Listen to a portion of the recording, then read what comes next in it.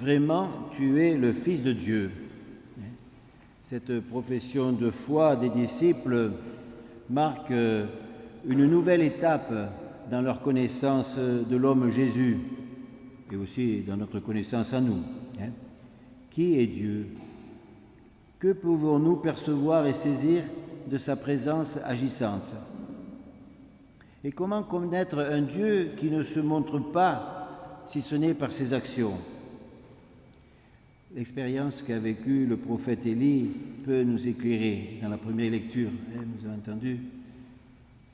Jusque-là, les patriarches et le peuple d'Israël, conduits par Moïse, avaient découvert Dieu dans des actions éclatantes, comme la sortie d'Égypte et le don de la loi sur le Sinaï, dans l'ouragan, le tremblement de terre, le feu, comme on vient de l'écouter dans cette lecture.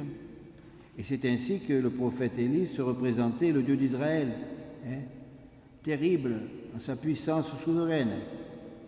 Mais voici qu'il va faire une expérience inattendue.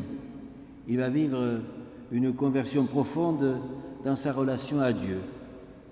Et il doit apprendre que la divinité qu'il imagine n'est pas ça, le Dieu de l'Alliance. C'est pas ça. Dieu se fait connaître là sous un autre jour. Il n'est ni dans l'ouragan, ni dans le tremblement de terre, ni dans le feu. Il est au-delà de toutes ces manifestations. Il se révèle, comme il est dit, dans le murmure d'une brise légère. Dieu touche l'homme au cœur.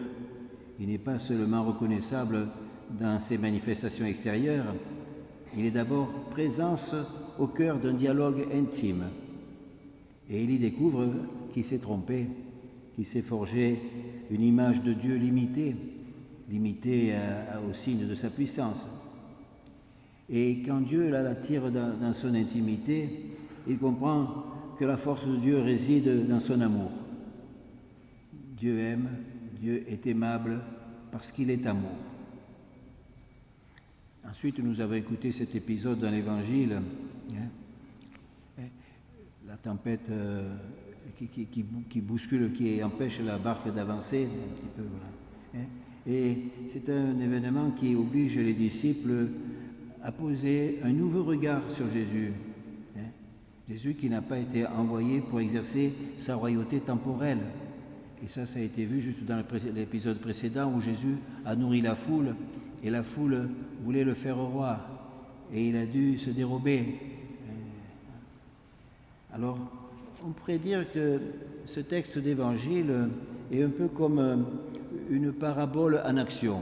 Alors, pas une parabole au sens où Jésus raconte quelque chose, mais là, il s'est passé quelque chose et dans ce qui s'est passé, il y a des choses à comprendre.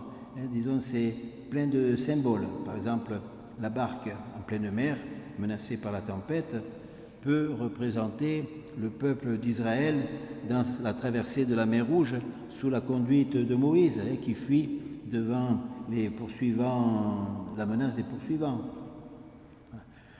La barque peut encore représenter le parcours de l'Église au cours des siècles, mais encore maintenant. Et ça peut représenter aussi les difficultés que peuvent connaître des communautés ou des familles, peut-être nos situations personnelles.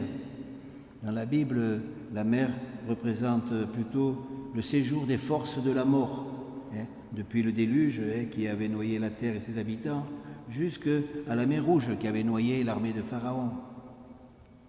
Cette marche de Jésus sur les eaux aussi, on peut voir comme quelque chose qui annonce sa résurrection, pour dire qu'il n'est pas englouti par la mer, il n'est pas englouti par les forces de la mort. Donc cet épisode révèle Jésus sauveur, vainqueur des forces du mal et de la mort par sa résurrection. Et puis Jésus qui rejoint ses apôtres donc à la fin de la nuit. Bon, ça peut évoquer aussi la sortie de la nuit, mais la sortie du tombeau.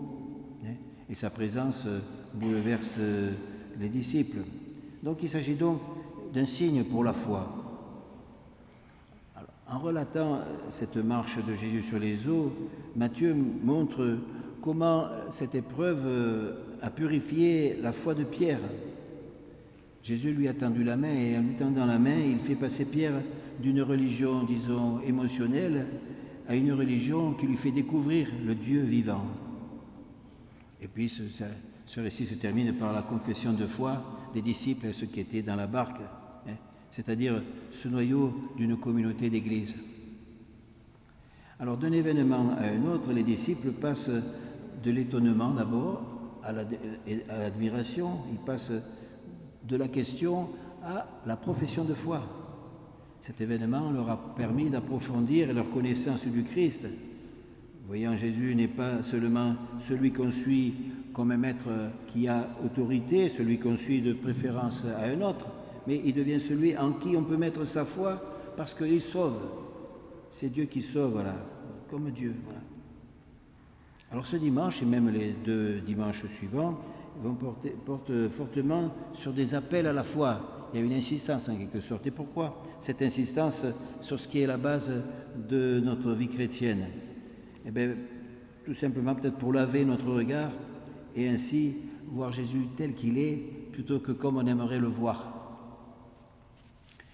Alors, est-ce que nous sommes prêts à purifier ou à renoncer aux représentations spontanées que nous nous faisons de Dieu?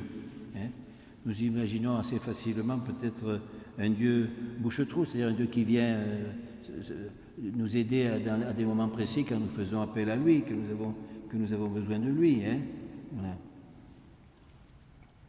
Jésus, donc, en fait, nous tend la main, comme il dit, pour nous aider à mieux le connaître.